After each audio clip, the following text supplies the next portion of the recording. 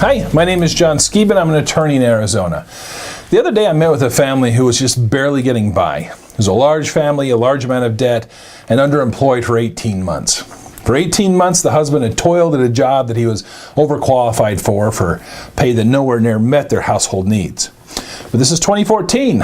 Why are people still struggling? The recession technically ended in July of 2009, but here we are 5.5 years later, and families are still barely getting by. Why most people keep it together when they're meeting with me in my office, I know that the prolonged battles with debt and the inability to make ends meet is soul-crushing. And how could it not be? Worrying every day whether the rent will be paid or whether the power will be shut off can really suck the enjoyment out of life. And things don't seem to be getting better for most Americans. Median household wealth fell 35% from 2005 through 2011. In 2009, 47% of the American public owned 0% of the nation's wealth, meaning that their debt exceeded their assets. Many families are just asking themselves, will this get any better? I believe there are three factors among many that'll they're keeping those who suffer financial setbacks in the Great Recession from moving forward and improving their financial situation. The first is the rise of the junk debt buyers.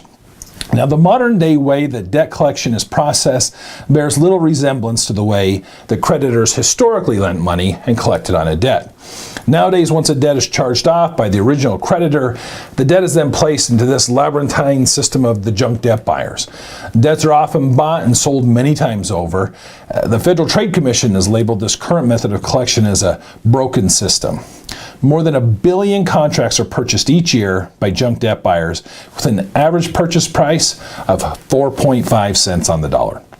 As the debt buyer industry has grown, problems have developed due to the fact that the alleged debtors and the debt buyers have no pre-existing business relationship with each other.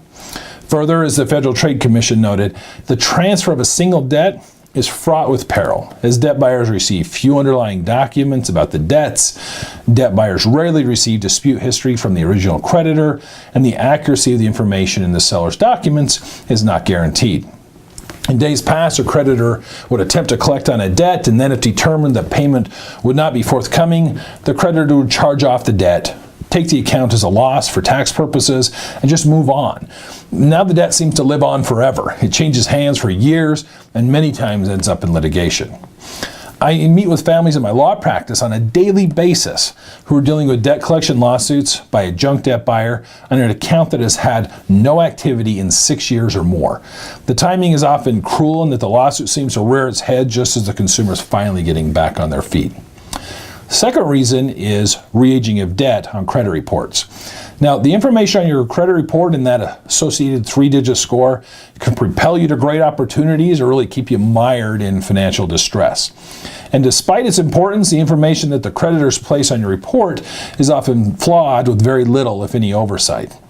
Negative information on your credit report, which drives down your score, is only supposed to be reported for 7 years. However, a common tactic in the debt collection world is to re-age the debt from the time when the account went delinquent with the original creditor up to the time when the debt collector first acquires the account. Left unchecked, this can create an endless cycle where old debts never die and certainly never leave your credit report.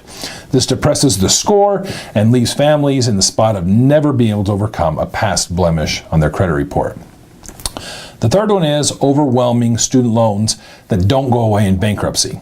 Now, student loan debt is a $1 trillion problem in the United States. That's trillion with a T.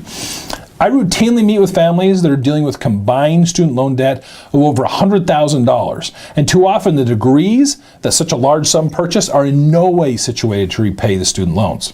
A particular concern is the rise in private student loans that come with the highest interest rates and aggressive collectors.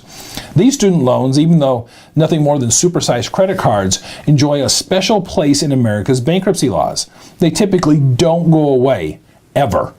Even people that do successfully obtain a bankruptcy discharge find themselves unable to truly get a fresh start because of unmanageable student loan payments. A friend of mine that works in the financial aid department of a large for-profit university, and he told me the moral dilemma he often finds himself in of signing people up for private student loans he knows they'll never be able to pay. We've all been told that education is the key to financial stability. Ironically, it may be that very drive to become educated that'll weigh us down in overwhelming debt and stop us from ever getting ahead. There is a push in Congress to make private student loans dischargeable in bankruptcy, but until then, many families will be saddled with mortgage-like amounts of student loan debt. The good news is there are solutions to these problems. The bad news is the system is complicated and can be exhausting, frustrating, and expensive to navigate. There are no easy solutions, but that's not an excuse for inaction. These problems and many others must be dealt with, or I'm afraid that a large portion of the population will find themselves unable to fully participate in the economy, and the gulf of income inequality will continue to grow, which, in the end, helps no one. Thanks for watching.